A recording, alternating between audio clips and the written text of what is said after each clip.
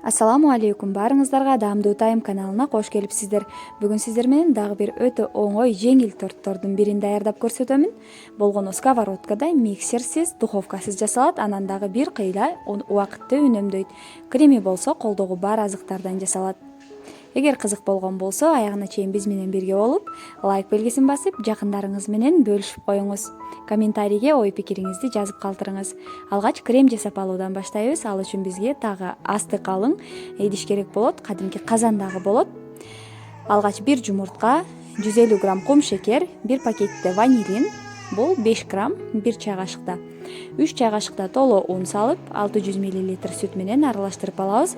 Алгач сүттүн 1 стаканын куюп, тегиз ичинде бүртүкчөлөрү калганча жакшылап аралаштырып алган соң, андан кийин дагы 1 стаканын куябыз. Менин стакандарым өлчөп көрсөм 300 мл экен.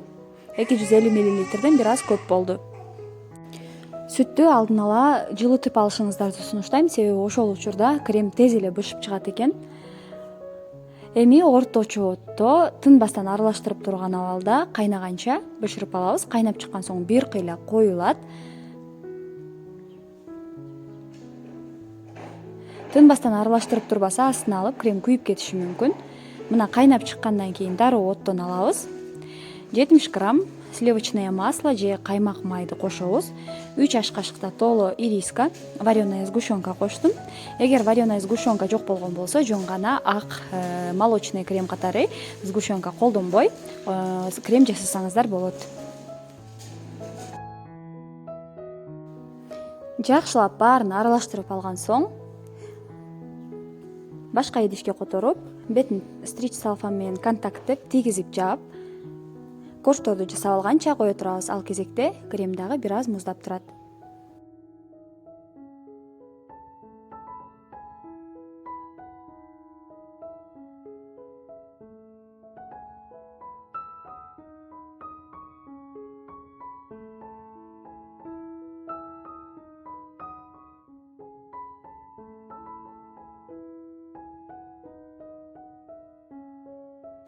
Эми корждорун жасап алышыбыз керек болот. Ал үчүн идишке биз бир жумуртка, бир банка сгущенное молоко, коютулган сүт, бир банка болжол менен 370 грамм,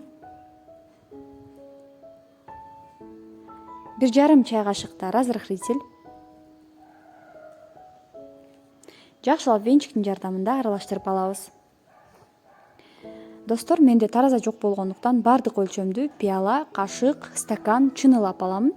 Ошондуктан эгер граммдарын айтууда бир аз адашсам, кечиримдүү деп ойлойм. Негизги ориентирди мына ушундай идишке аласыздар. 2 пияла толо un салып, электин жардамында өткөрүп алдым. Болжол менен 300 грамм.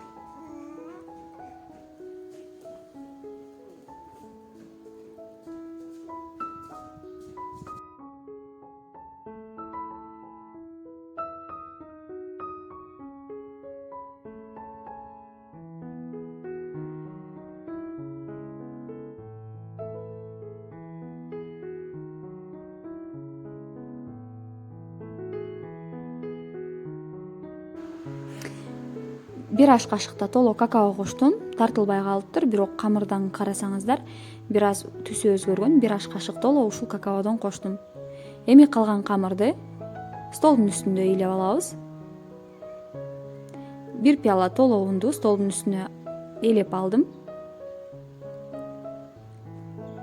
Камырды түшүрүп ыйлеп баштайбыз. Бул камырга көбүрөөк un кошуп жибербөө максатында.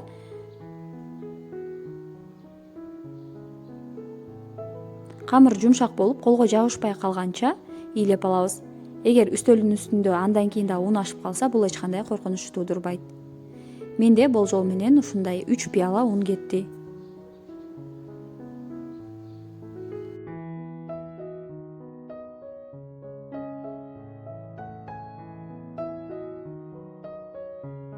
Колго жабышпаган, бирок ошол эле учурда аябай жумшак, назик камыр пайда болду. Менде ушул элеген унумдун баары кетти, болгону бир аз гана ашып калды. Аны мен камырды жайып жаткан учурда дагы колдоном.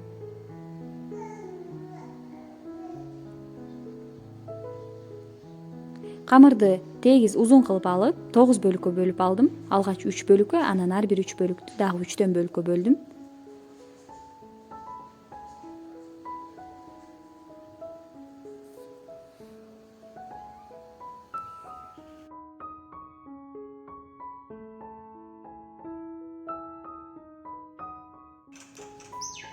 тегеректеп табакка бир аз un сээп тизип алабыз. Андан кийин дароо жайып баштасак болот. Караңыздар, менде бир пияла ундан ушул гана un ашып калды. Эми муну деле жайып жаткан учурда иштетем. Жука 2-3 мм калыңдыкта кылып жайып алабыз. Өзүңүздүн идишиңиздин, тегерек идишиңиздин жардамында сковородкаңыздын диаметрине өлчөп туруп кесип аласыз.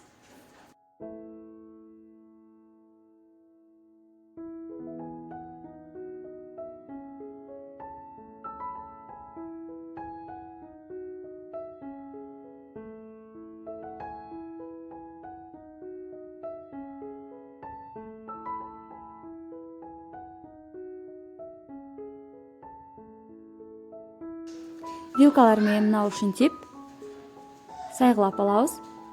Кургак, алдын ала кызытылган сковородкага салып, орточо отто эки бети кызарганча бышырып алабыз. Албетте сковородкаңыздар кызып турган болуш керек. Эгер муздак сковородкага салсаңыздар бир аз жабышышы мүмкүн. Биринчи корж бир аз жабышып, бир аз эле жабышышы мүмкүн. Калган корждор аябай жабышпай, аябай оңой гана бышат.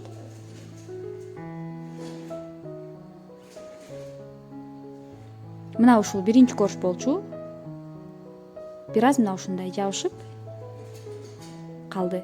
А кийинки корждор болсо жабышпастан аябай кыйынчылыксыз оңой бышып чыкты.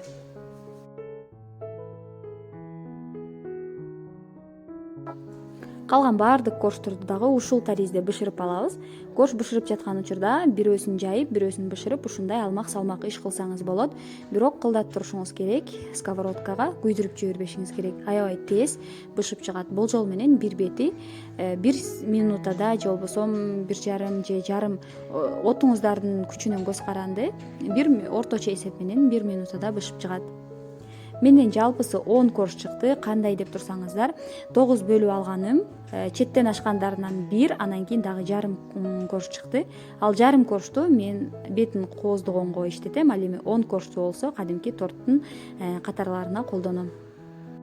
Көрүп турганыңыздардай, корждор аябай жумшак, кадимкидей эле ийилет, эч кандай катуу, сынып кетпейт. Эми кремди алып бир катар аралаштырып алабыз. Андан кийин тортту катар-катарынан тизип, бир корждун үстүнө менде болжол менен 2 кашыктан крем салдым. Бардык корждорду ушул таризде тортту курап алабыз.